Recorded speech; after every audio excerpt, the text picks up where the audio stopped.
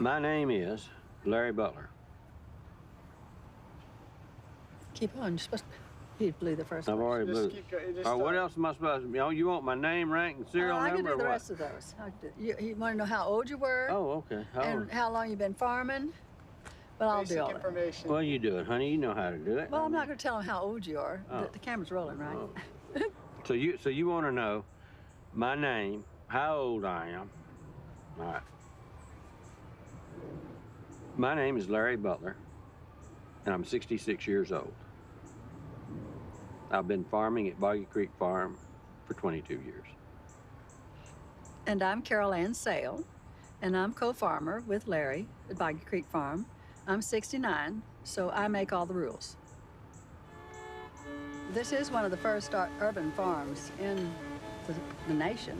And I've always grown everything organically, even in 1982 when we started growing our own food. And we've never used chemicals. We just couldn't imagine putting poison on food that we're going to ingest.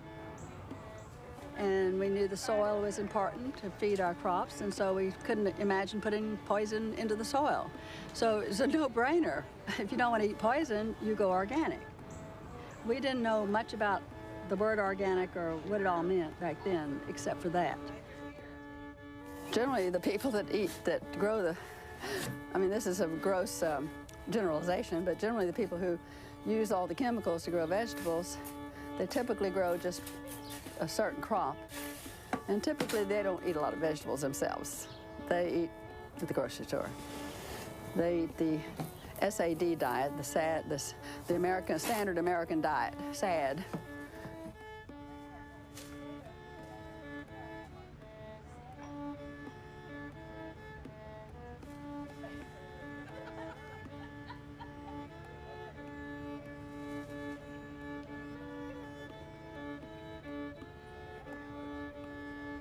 Well, Boggy Creek Farm is different from the larger corporate farms just due to the fact that, we're more intense.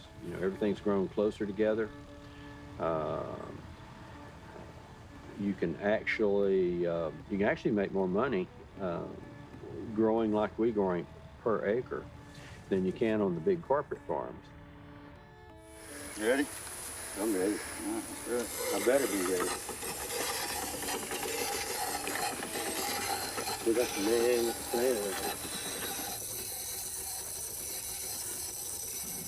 I'm battling some serious medical issues, but with this hard work and all this sweat and all this kind of stuff, it's either helping me live a longer life or a better life.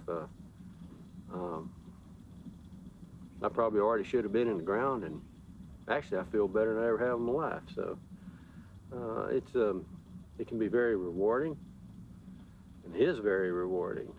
And like I say, there's not tons of people that like to do it, but you're finding more people that want to do it these days. This is the humus. It's basically lignite. It's like coal. So probably get miner's cancer or something out of it, I don't know. But it's a natural product, and it helps hold water, it helps make nutrients available to plants. It's almost like a super compost. It's nature's, it's made from everything in the world that died.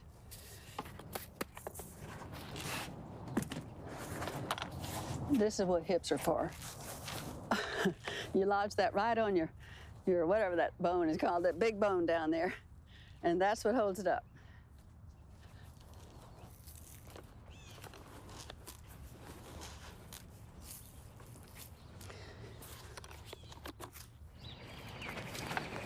Se ve muy bonita. Parece que tenemos un poquito de palito. Hay pedacitos que no hay nada. Yeah, así, pero a menos hay muchas.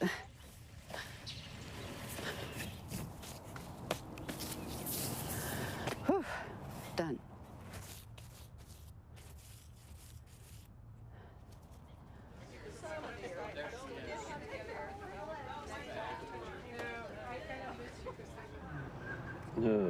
Oof. The most challenging thing is happening right now. Yeah, the most challenging thing that's happening right now is the PODER, which is the People's Organized in Defense of the Earth and its Resources, is trying to put us out of business. And they've worked with the city of Austin trying to put us out of business, and all the neighborhood associations trying to put us out of business, and they just want to put us out of business. They don't like us, they don't want us here, they don't want us feeding people good food. And they sure don't want us white people coming over here and telling them in East Austin how to eat and what to eat. And so, you know, we don't know. We don't know what's going to happen if it goes badly. We're hopeful that everything will work out because rationality is on our side and the ethics are on our side. And so we hope that, you know, the angels will smile on us and make everything right. We're not buying any lettuce. We don't buy any tomatoes. We don't buy anything that we can grow at some point during the year. Because if you buy it in the grocery store, you don't know where it was grown, how it was grown, and how long ago it was harvested. You come to market and you buy food here, the odds are it was picked out of the field within hours. And the longer food stays on a shelf in a grocery store, every day it loses nutrition. So if you can imagine how much more nutrition is in the fresh food compared to 5-day-old food or food in the grocery store that's had chemicals on it to make it still look good. So it's just a matter about health and living a quality of life and the way we're supposed to be.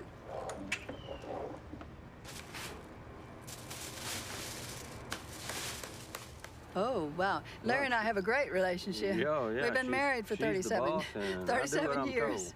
We may disagree on how far to put broccoli from each other, but everything else, we are in total agreement. And he's a great idea man, and usually most of the things we've done in our married life is because he had a great idea. And I say, yeah, that sounds super, let's do it. So that's our relationship. And broccoli will still do better if you plant it 8 inches apart instead of a foot apart. I mean, you well, get more bang for the buck. I'm putting it like 12 inches apart. That's okay, isn't it? 12 inches? Well, that's all right, but it's not going to make as much broccoli. Well, we'll talk about it tonight. All right. Probably because the thing is still just the atmosphere here.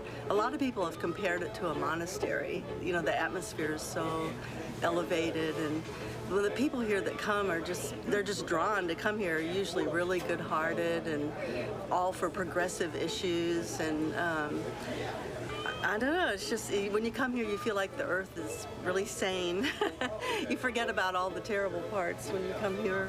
It's a light in Austin. I really feel like it's one of the most important places in Austin. I've been coming to Boggy Creek Farm since I moved to Austin 10 years ago. Yeah. It's one of my favorite places in Austin. Yeah. Yeah.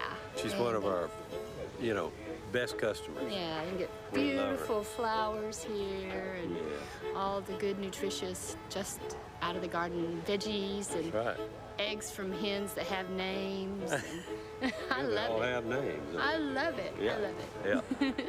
Well, it's right across the street from my house, from where I live, and it is mostly for me about supporting the people that in my neighborhood and my community. The money stays in the community because it stays with Carol Ann and Larry, and it helps them make a living, do what they love, and I need vegetables anyway. And every time I come, I always learn something new about what I'm buying.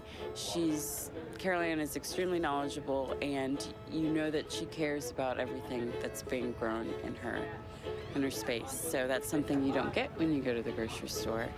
And I like just walking across the street and buying my vegetables. You've never gotten your name, Julie.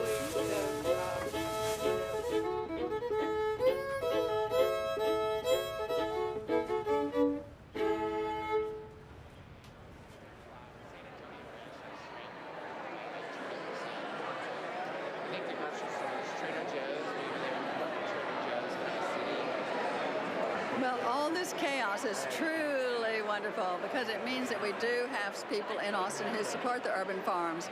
So this is so energizing. I was worried all night long that nobody'd show up, but everybody did. So this is very important because it will show the council that there are people who care about food.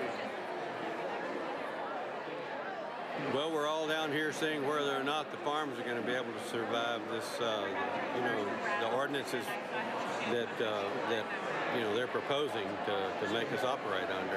And no matter what happens, people are excited about their food. And when you start picking on people's food supply, look out, you're in trouble. Thank you.